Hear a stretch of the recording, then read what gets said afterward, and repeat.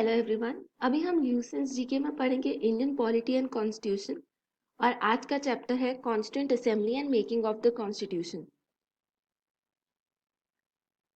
तो भारत के संविधान में एक कॉन्सेप्ट है कॉन्स्टिट्यूशनल ऑटोक्थोनी। इसका क्या मतलब है? किसी भी बाहरी ताकत से ताकत लेकर, जैसे इंडिया पर किसका राज था? ब्रिटिशर्स का 1947 तक। तो उनसे ताकत लेकर अपना खुद का संविधान बनाना, नेटिव कॉन्सेप्ट्स पर अपने देश का जो कल्चर है उसके कायदे कानून को ध्यान में रखते हुए एक संविधान बनाना, तो इसे कहते हैं, इस कॉन्सेप्ट को कहते हैं कॉन्स्टिट्यूशनल ऑटोक्थोनी। ब्रिटिश कॉमनवेल्थ के जो कई मेंबर्स थे, जैसे इंडिया, पाकिस्तान, घाना, साउथ अफ्रीका, तो इन सब में यही कॉन्सेप्ट आता है। क्योंकि ताकत तो हमने वहां से छीन ली, लेकिन कई कॉन्सेप्ट है कॉन्स्टिट्यूशन के, वो हमने वहीं से लिए हैं।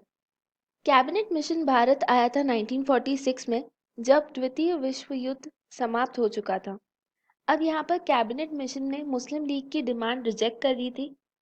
बोला दो अलग अलग कॉन्स्टिट्यूएंट असेंबलीज नहीं होगी, लेकिन स्कीम ऐसी बनाई गई कि मुस्लिम्स का भी रिप्रेजेंटेशन होगा। उसमें मुस्लिम लीग एक बार के लिए तो सेटिस्फाई हो गई, हालांकि बाद में फिर से इससे डिससेटिस्फाई हो गए थे, लेकिन एक बार को तो मान ही लिया था। कैबिनेट मिशन के बाद एक कॉन्स्टिट्यूएंट असेंबली बनाई गई और इस कॉन्स्टिट्यूएंट असेंबली का काम था भारत के लिए संविधान बनाना। कॉन्स्टिट्यूएंट असेंबली का गठन किया गया नवंबर 1946 में और ऑब्जेक्टिव रिजोल्यूशन पास किया गया दिसंबर 1946 में। अभी हम देखते हैं कि सीट कैसे बांटी गई थी। तो कॉन्स्टिट्यूएंट असेंबली में कौन मेंबर्स बन रहे थे? जो लोग प्रोविंशियल लेजिस्लेटिव असेंबली से इलेक्ट होके आ रहे थे। इनकी जो सीट्स थी उसे तीन पार्ट्स में बांट दिया गया। पहले ब्रिटिश इंडियन प्रोविंस जो थे, जो टोटल 11 थे, उसमें 292 सीट्स बांटी गई। वहां पे जो सीट्स थी वो तीन कम्युनिटीज में बांटी गई थी। जो मेन तीन कम्युनिटीज थी वो थी सिख, मुस्लिम और जनरल। फिर प्रिंसली स्टेट्स थे, उनको 93 सीट्स एलोकेट की गई और टोटल सीट्स थी 389, क्योंकि यहाँ पे चीफ कमिश्नर प्रोविंसेस को भी 4 सीट्स दी गई थी, वो यहाँ पे मेंशन नहीं किया गया। पार्टीशन के बाद जो टोटल नंबर ऑफ मेंबर्स थे कॉन्स्टिट्यूएंट असेंबली में, वो 299 से 284 हो गए, जो एक्चुअली प्रेजेंट थे 26 नवंबर 1950 को, जब कॉन्स्टिट्यूशन फाइनली अप्रूव किया गया था।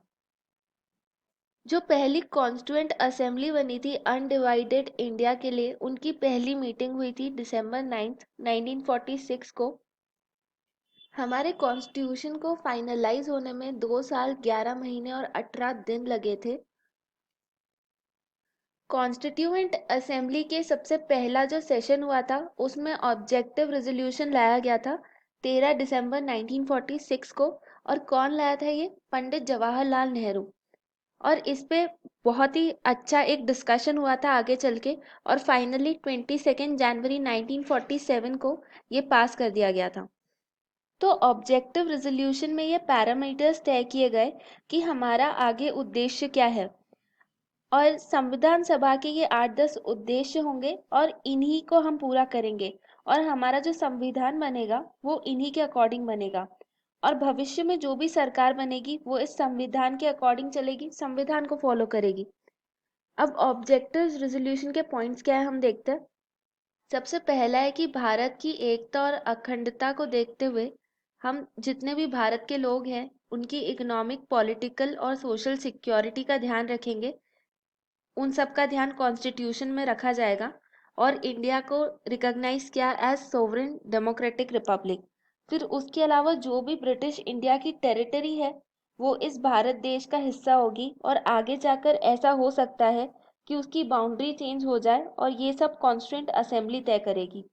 स्टेट्स का रीऑर्गेनाइजेशन सब कानून के अनुसार होगा, लेकिन ये सारी टेरिटरी का कानून भारत के रूप में बनाया जाएगा।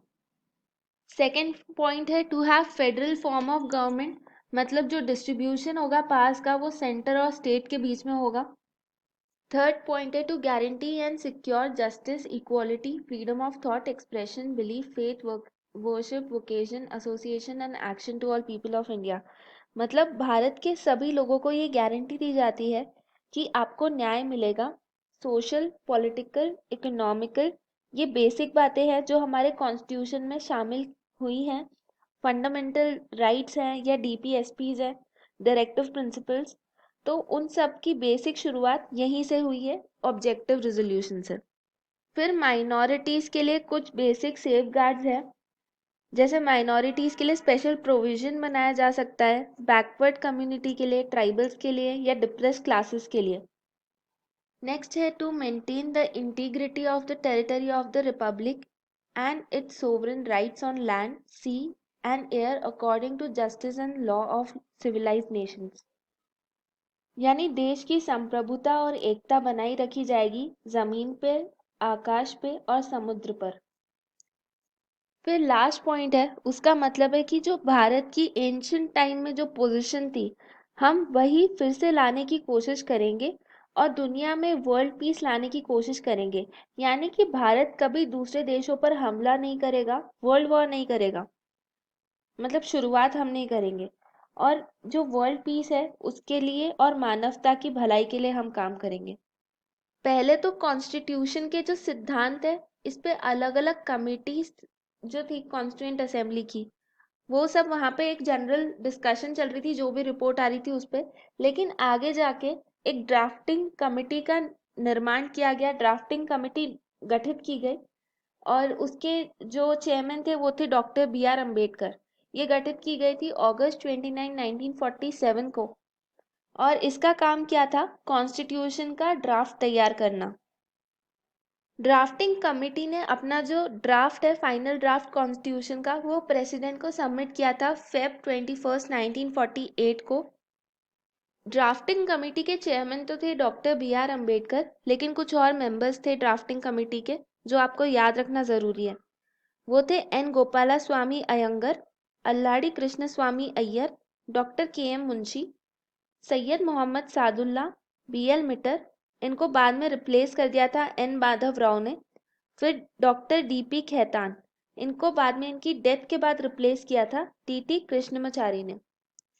तीसरी और फाइनल रीडिंग जो हुई थी ड्राफ्ट की, वो कंप्लीट हो गई थी November 16, 1949 को। फिर इस दिन प्रेसिडेंट ने इस पे सिग्नेचर किए थे और कॉन्स्टिट्यूशन पास हो गया था। ये आपके लिए जानना ज़रूरी है कि जब कॉन्स्टिट्यूशन अडेप्ट किया गया था तो उसमें एक प्रीएम्बल था, 395 आर्टिकल्स थे और 8 स्केड्यूल्स थे। हम एनफोर्समेंट की बात करें तो कॉन्स्टिट्यूशन जैसे ही 26 नवंबर को बेसिक ड्राफ्ट साइन होता है, उस दिन से कुछ प्रोविजंस लागू हो गए थे। जैसे जो सिटीजनशिप से रिलेटेड आर्टिकल्स है, इलेक्शन और प्रोविजनल पार्लियामेंट से रिलेटेड जो आर्टिकल्स है, तो वो सब लागू हो गए थे। तो पूरा कॉन्स्टिट्यूशन कब आया था, 26 जनवरी 1950 को। और कॉन्स्टिट्यूशन पार्शली लागू हो गया था 26 नवंबर 1949 को। तो ये आपसे क्वेश्चन पूछा जा सकता है कि कॉन्स्टिट्यूशन कब आया था या कब लागू हुआ था। एनफोर्स 26 जनवरी 1950 को हुआ था कि उससे पहले हो गया था। तो इसका आंसर क्या होगा कि पार्शली लागू हो गया था। 26 जनवरी 1950 तक हमारे देश का हेड ऑफ स्टेट था गवर्नर जनरल। उस वक्त गवर्नर जनरल थे राजा जी या राजगोपालाचारी। और 26 जनवरी के बाद बन गए राष्ट्रपति हमारे राष्ट्र अध्यक्ष। उस दिन को हम सेलिब्रेट करते हैं रिपब्लिक डे के तौर पे। 2015 से हमारी गवर्नमेंट ने तय किया कि 26 नवंबर 2015 से हम मनाएंगे कॉन्स्टिट्यूशन डे, संविधान दिवस। ये तय किया ministry of social justice and empowerment ने। अगर आपको ये वीडियो लेक्चर पसंद आया हो, थोड़ा सा काम का लगा हो, तो प्लीज़ लाइक करें, शेयर करें और सब्सक्राइब करें। और अगर आपके कुछ भी क्वेश्चंस हो इस चैप्टर से रिलेटेड, तो आप नीचे कमेंट सेक्शन में लिख के बता सकते हैं। Thank you.